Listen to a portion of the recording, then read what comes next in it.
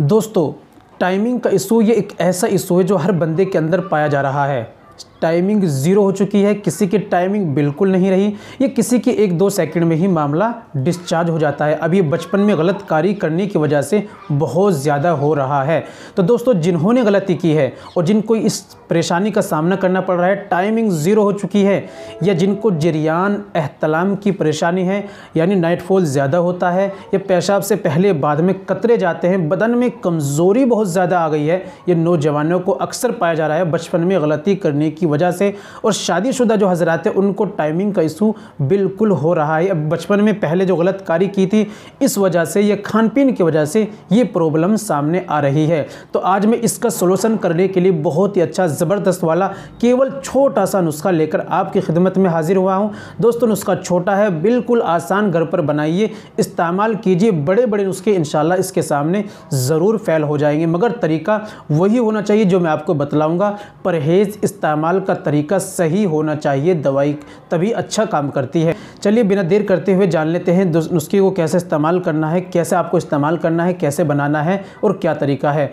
तो दोस्तों, ये बताने से पहले एक छोटी सी गुजारिश है कि अगर आप हमारे चैनल पर नए आई, अभी तक आपने हमारा चैनल सब्सक्राइब नहीं किया, तो जल्दी से चैनल को सब्सक्राइब कर दें और बेल आइकन पर ऑल पर प्रेस कर दें। दोस्तों, वीडियो को प्यार सा लाइक कर दें। और हाँ दोस्तों, अगर आपने बचपन में कितनी भी ज़्यादा गलत कार्य की हो तो मुकम्मल कोर्स करना आप चाहते हैं, शादी कोर्स करना चाहते हैं, शादी से घबराते हैं, देसी आयुर्वेदिक दवाओं के दोबारा आप मुकम्मल कोर्स करना चाहते हैं, या ऑनलाइन घर बैठे दवाई मंगाना चाहते हैं, तो दिए गए नंबर पर आप हमसे कॉल कीजिए, व्हाट्सअप कीजिए, बात कीजिए, इंशाल्लाह ज़रूर आपकी हेल्प की जाएगी।